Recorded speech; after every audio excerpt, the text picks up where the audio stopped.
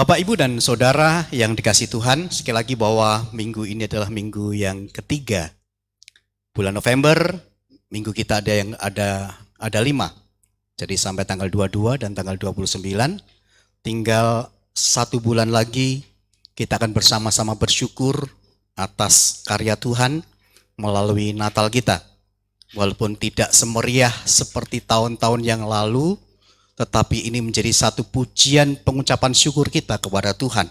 Karena Dia adalah Allah yang masih memelihara, memulihkan keadaan kita, dan senantiasa menuntun, sehingga kehidupan kita tetap menjadi terang di tengah-tengah pergumulan beban bangsa, internasional, bahkan juga kota di mana kita ada, berkenaan dengan COVID-19. Nah, hari ini saudara sekalian, secara khusus tema kita dari Malayaki pasal 3, Malayaki pasal 1 dan 2 sudah kita lewati, dan kita pasal yang ketiga, ayat yang ke-6 sampai dengan ayat yang ke-12, yang memang berbicara secara khusus tentang kesalahan orang-orang Lewi, para imam, bahkan juga seluruh bangsa, umat-umat Tuhan pada waktu itu, bukan hanya kembali sekedar berkenaan dengan moral, penyembahan berhala, atau kehidupan mereka yang tidak sesuai dengan kehendak Tuhan. Tetapi hari ini berbicara tentang hal yang khusus, yang memang tidak semua gereja mau dan bisa untuk menyampaikan tentang bagaimana mereka sedang tidak melakukan kehendak Tuhan melalui pemberian mereka. Nah, saudara yang saya kasihi di dalam Tuhan kita Yesus Kristus, Malayaki pasal 3 ayat 6 sampai yang ke-12 ini berbicara tentang persepuluhan. Memang kembali bahwa tidak semua gereja berani untuk menyampaikan tentang persepuluhan. Bahkan gereja-gereja manapun kadang-kadang ini menjadi sesuatu yang rumit dan sulit ketika menyampaikan jangan-jangan ada udang di balik jendela. Bisa terjadi. Mungkin karena ini waktunya adalah waktu Desember, harapannya nanti supaya semua umat Tuhan bisa memberikan persepuluhannya, sehingga persepuluhannya meningkat. Mungkin karena yang menyampaikan saya minta untuk Pak Tony bisa menganggarkan gitu ya. Mungkin gajinya semakin dinaikkan. Ada kata kemungkinan yang bisa terjadi. Namun tidak demikian saudara sekalian. Ketika kita melihat berbicara bersama-sama tentang persembahan persepuluhan yang memang menjadi sebuah kewajiban yang harus kita kerjakan dan kita lakukan. Ketika kita melihat bersama-sama, saudara bisa melihat di dalam buletin, saya menuliskan di dalam sebuah renungan di situ, kita bisa melihat bahwa pada masa perjanjian lama dan masa perjanjian baru, ternyata ada hal yang memang dilakukan oleh para hamba Tuhan. Abraham, Nuh, bahkan bangsa-bangsa yang lain memberikan 1/10 dari penghasilannya. Tetapi kemudian kita bisa melihat di dalam perjanjian baru, kita bisa merenungkan bahwa Yesus Kristus juga menyampaikan tentang persepuluhan. Artinya bahwa dari perjanjian lama sampai dengan perjanjian baru, firman Tuhan mengatakan dengan amat sangat jelas bagaimana umat Tuhan harus memberikan persembahan persepuluhan.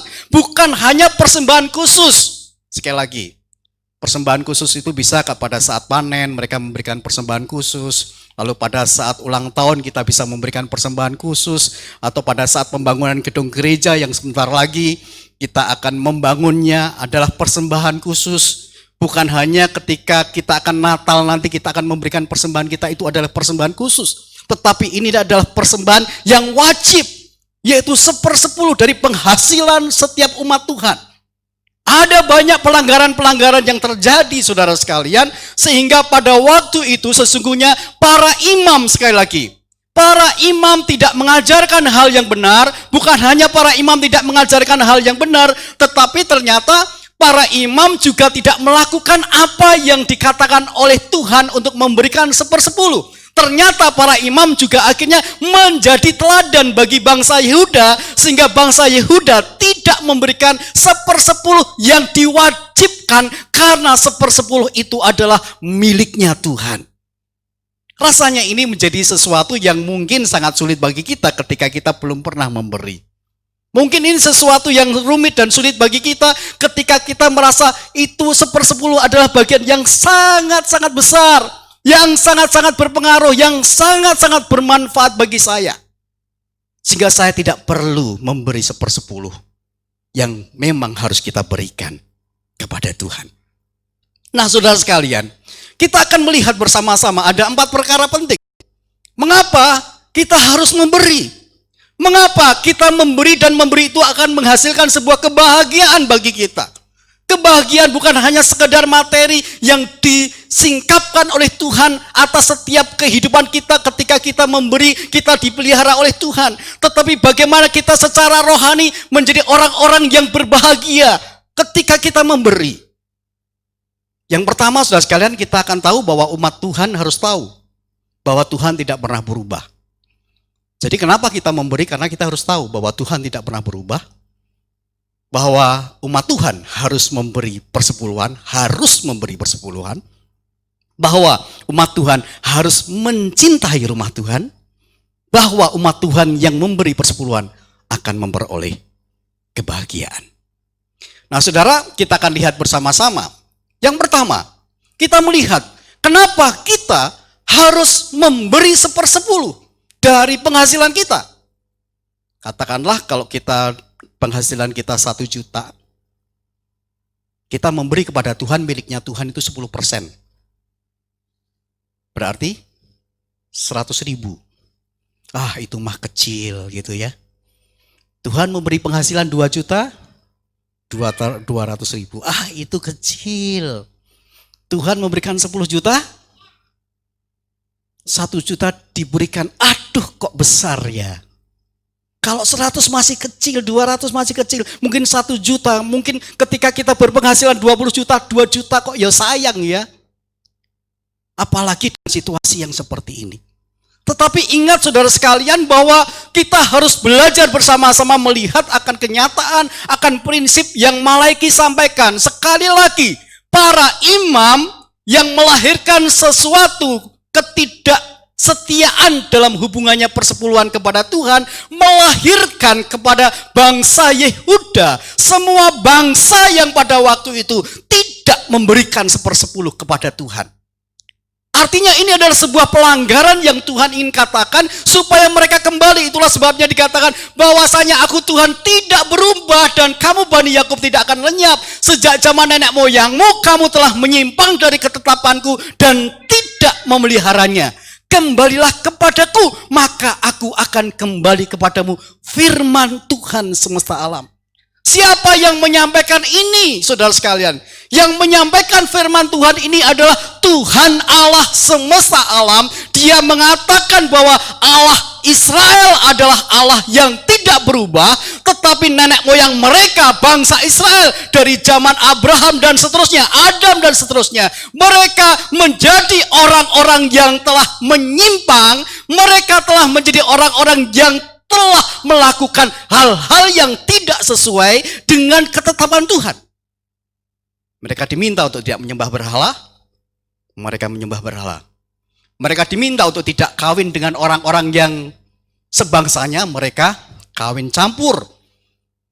Mereka tidak diharapkan untuk menyeleweng di dalam pernikahan, mereka menyeleweng.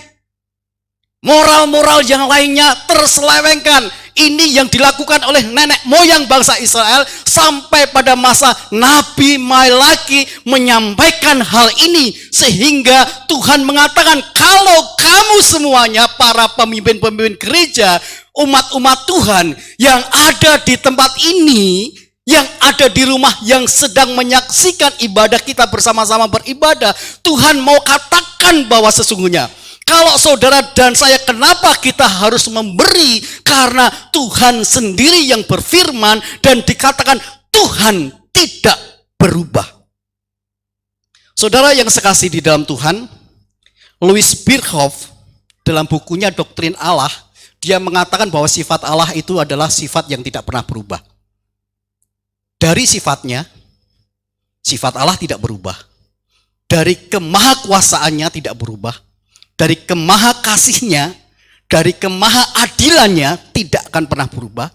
Dari tujuannya ketika dia memanggil bangsa Israel tidak akan pernah berubah. dari janji-janjinya Tuhan tidak akan pernah berubah dari dulu, sekarang, sampai selama-lamanya. Hanya manusia yang berubah. Siapa yang jahat? Tuhan atau manusia? Ketika kita melihat hal ini, saudara sekalian, maka kita sadar kenapa kita harus kembali. Kenapa bukan Tuhan yang kembali, saudara sekalian? Karena manusia adalah orang-orang yang berubah.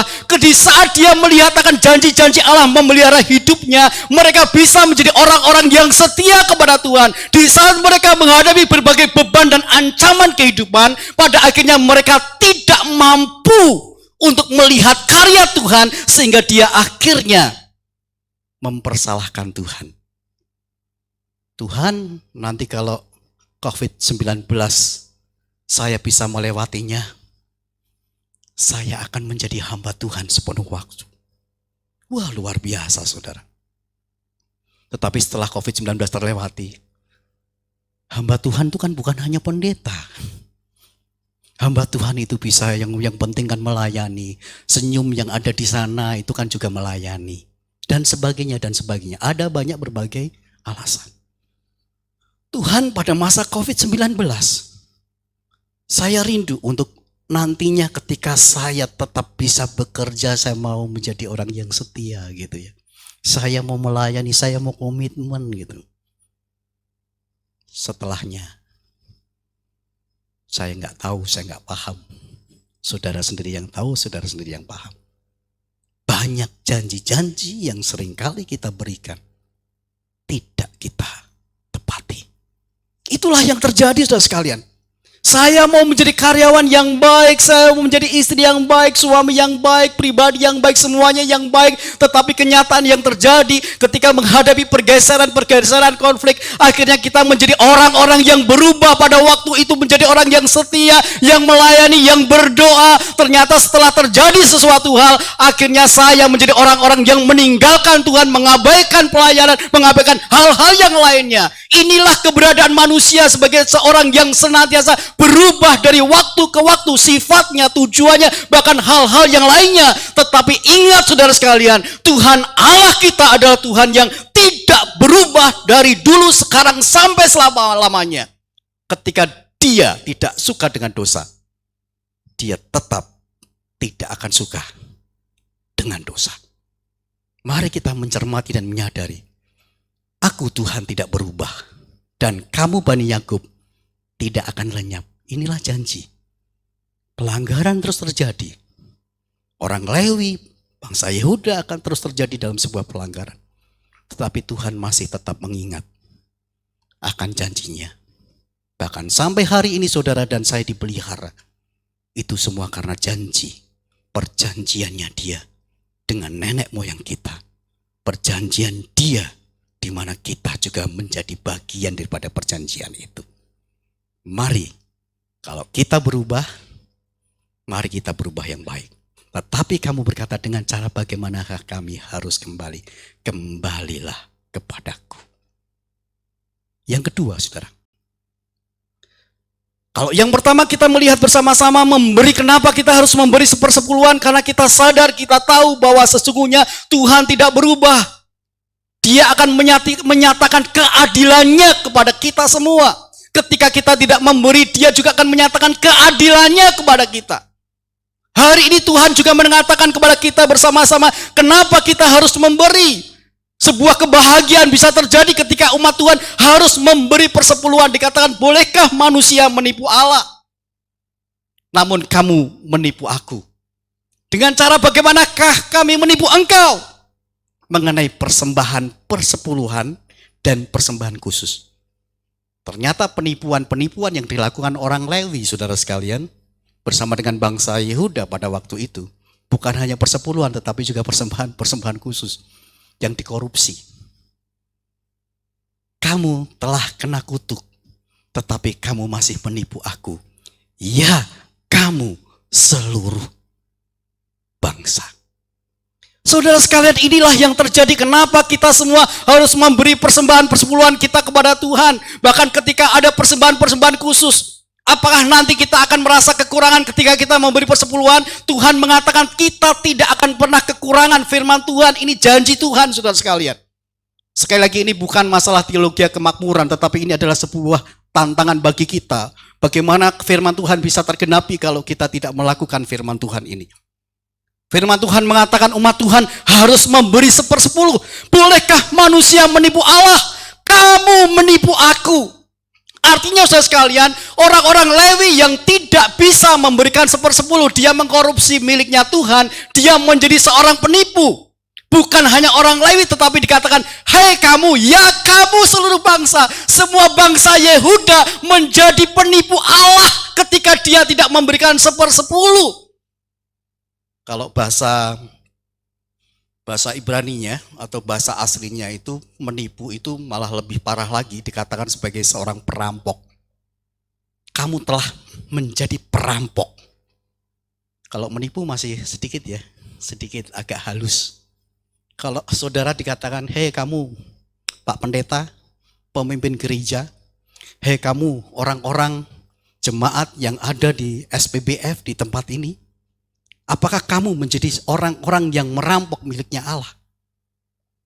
Astaga naga, saudara. Kalau Tuhan mengatakan seperti itu.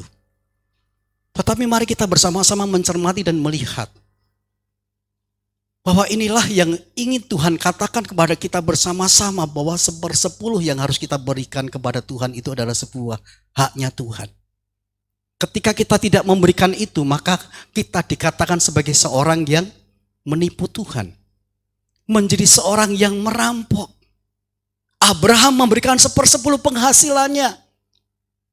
Nabi Nuh memberikan 1/10 penghasilannya. Lalu ketika kita bersama-sama berbicara tentang orang-orang Farisi, bahkan orang-orang yang tidak memberikan 1/10, di dalam Matius pasal 23 mengatakan, celakalah kamu. Ada sesuatu dampak dari setiap orang yang tidak memberi 1/10 kepada Tuhan. Ini menjadi bagian yang sangat-sangat memprihatinkan pada masa-masa sekarang ini, apalagi COVID-19 yang terjadi, saudara sekalian. Banyak gereja-gereja kembali jemaatnya mulai tidak memberikan 1/10.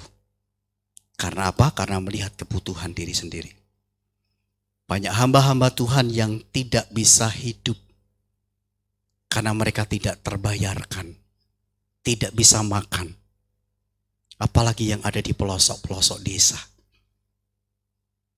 Kalau saya mungkin masih bisa makan. Pokoknya kalau Pak Tony makan, saya ngikutin aja pasti dapat makan, saudara. Kalau yang ada di sana, saudara, di sini masih bisa makan. Dapat pisang 1 tundun ya, atau 1 sisir, kita bisa makan habisin 2 udah kenyang. Dapat ubi, macam-macam bisa.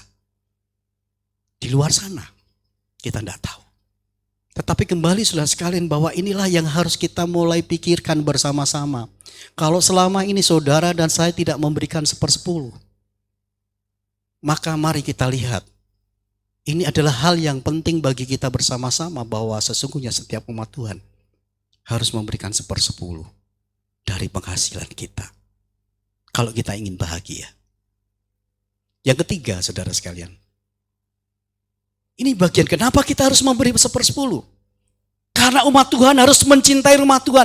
Kalau saudara dan saya mencintai Tuhan, seharusnya saudara dan saya menjadi orang-orang yang mencintai rumah Tuhan. Dimanapun saudara bergereja, saudara harus mencintai rumah Tuhan. Ketika saudara dan saya beribadah di tempat ini, seharusnya saudara juga menjadi orang-orang yang mencintai rumah ini. Karena bagian daripada apa yang diperintahkan oleh Tuhan. Bawalah seluruh persembahan persepuluhan itu ke dalam rumah perbendaharaan, supaya ada persediaan makanan di rumahku, dan ujilah aku, firman Tuhan semesta alam, apakah aku tidak membukakan bagimu tingkap-tingkap langit dan mencurahkan berkat kepadamu sampai berkelimpahan. Sekali lagi, ini dikatakan oleh Tuhan Allah kita. Tuhan Allah kita, bangsa Israel, Tuhannya bangsa Israel, Tuhannya saudara dan saya. Kita semua ditetapkan dan diminta. Kenapa kita harus memberi? Karena Tuhan tidak berubah. Kenapa kita harus memberi? Karena kita semua memang harus merasakan sebuah kebahagiaan bagi umat-umat Tuhan yang harus memberi 1/10. Kenapa kita harus memberi? Karena kita semua adalah bagian, bukan hanya sekedar umat Tuhan mencintai Tuhan, tetapi umat Tuhan yang juga mencintai rumah Tuhan. Kemana kita memberi, saudara sekalian? Kembali, orang-orang Injili atau orang-orang Baptis mengatakan bahwa persepuluhan diberikan bukan kepada pendeta. Persembahan persepuluhan dibawa ke dalam rumah perbendaharaan. Supaya apa? Supaya ada persediaan makanan di rumahku. Sebuah makna makanan di rumahku adalah setiap aktivitas pelayanan yang kita kerjakan adalah bagian daripada saudara memberi 1/10. Kalau saudara memberikan Pak Pendeta, tidak masalah. Kalau saudara memberikan pemimpin-pemimpin yang lain, tidak apa-apa, saudara sekalian. Tetapi bukan dari 1/10. Karena 1/10 adalah haknya Tuhan. Wah, Pak Pendeta itu korupsi.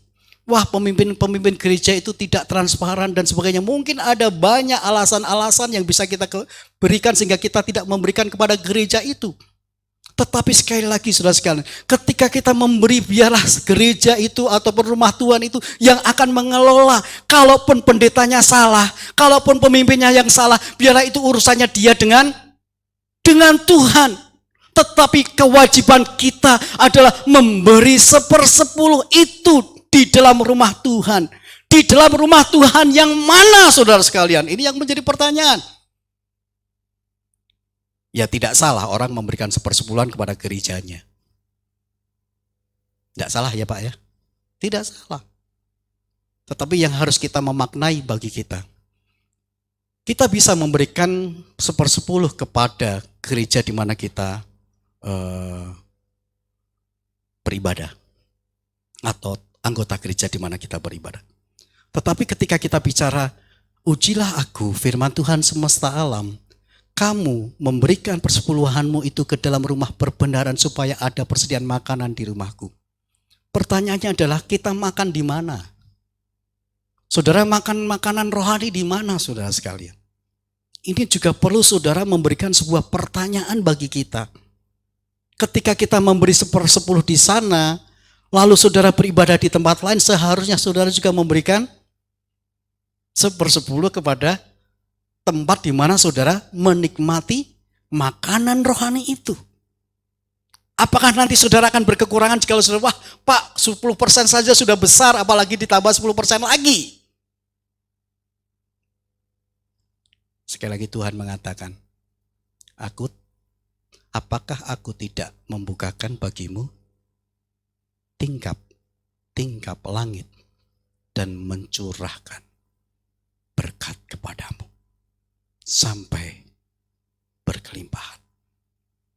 Ada persembahan 1/10, ada persembahan khusus yang memang kita harus bawa di dalam rumah perbendaharaan, di dalam rumah Tuhan. Apakah saudara mencintai rumah Tuhan? Dibuktikan yang paling sulit bukan hanya mencintai didasarkan kepada pelayanan. Itu sesuatu yang biasa, tetapi yang paling sulit adalah bukti saudara mencintai rumah Tuhan adalah memberi 1/10 dari penghasilan saudara. Berani saudara? Tergantung hati saudara. Tetapi firman Tuhan ini harus tersampaikan. Yang terakhir saudara, ini adalah bagian berkat. Ketika kita sadar Tuhan Allah tidak berubah, kita sadar kita memberi 1/10 karena sebuah kewajiban kita. Kita sadar ketika kita memberi 1/10 dari apa yang kita berikan, itu adalah bagian kita mencintai Tuhan. maka kita harus menyadari bersama-sama umat Tuhan yang memberi persembahan persepuluhan beroleh kebahagiaan. Ada sebuah kebahagiaan.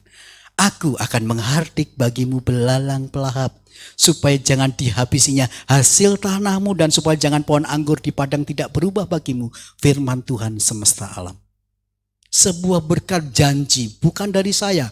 Firman Tuhan mengatakan akan menghardik belalang-belalang pelahap yang akan melahap berkat-berkatmu.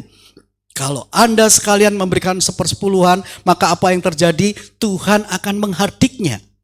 Lalu bagian yang ke-12 dikatakan, maka segala bangsa akan menyebut kamu berbahagia, sebab kamu ini akan menjadi negeri kesukaan. Apakah ini bukan merupakan sebuah kebahagiaan, saudara sekalian? Kalau saudara dan saya memberi 1/10, lalu Tuhan mengatakan kepada kita semua sebagai orang-orang yang setia kepada Tuhan, Tuhan menyatakan bahwa engkau adalah orang yang berbahagia. Kebahagiaan yang bukan didasarkan kepada fisik, tetapi kebahagiaan yang tentunya menjadi bagian secara rohani, di mana saudara akhirnya dikatakan, sebab kamu ini akan menjadi negeri kesukaan, menjadi kebanggaan Allah, menjadi sukacitanya Allah, menjadi umat kesayangannya Allah, karena tidak menjadi orang yang melanggar, karena tidak menjadi orang yang menipu, karena tidak menjadi orang yang merampok miliknya Tuhan. Betapa bahagianya kita. Seorang anak akan merasa sayang bukan karena kemewahan yang dimiliki oleh orang tuanya, tetapi ketika orang tuanya menyayangi dia, apapun situasi dan keberadaannya. Demikian juga saudara sekalian dengan Allah kita. Kita akan menjadi orang yang suka dengan Allah. Kalau kita semuanya ditetapkan menjadi orang yang berbahagia, yang menjadi umat kesukaan, umat kesayangan. Sukacitanya Allah ada di dalam diri kita. Hanya saja, ketika kita mau berbahagia, menjadi umat kesayangannya, maka 3 hal itu tadi yang harus kita lakukan. Tuhan tidak berubah dalam keadilannya. Apakah kita mau diberkati atau kita mau tidak diberkati? Kita tahu kita harus memberi, karena itu adalah miliknya Tuhan. Dan kita harus sadar bahwa kita menjadi bukti untuk mencintai Tuhan adalah memberi 1/10. Apakah selama ini kita sudah memberikan 1/10 dengan baik dan benar? Mari lihat diri kita. Kalau belum, saatnya kita memberi. Kalau sudah, bersyukurlah. Ingatlah, ketika Anda tidak memberikan 1/10, Anda sedang menjadi pelanggar ketetapan Allah. Artinya sama saja saudara seperti nenek moyang bangsa Israel. Seperti halnya dengan orang-orang Lewi pada masa Malayaki dan bangsa Yehuda. Anda harus memberikan 1/10 ke rumah Tuhan. Anda akan disebut sebagai seorang yang berbahagia dan kesukaan Tuhan di saat Anda memberikan 1/10. Saudara mau bahagia? Saudara mau diberikan satu predikat kesukaan Tuhan? Kalau saudara mau, berikan 1/10 sebagai bukti saudara mencintai Tuhan dan mencintai rumah Tuhan. Kiranya Tuhan berkati.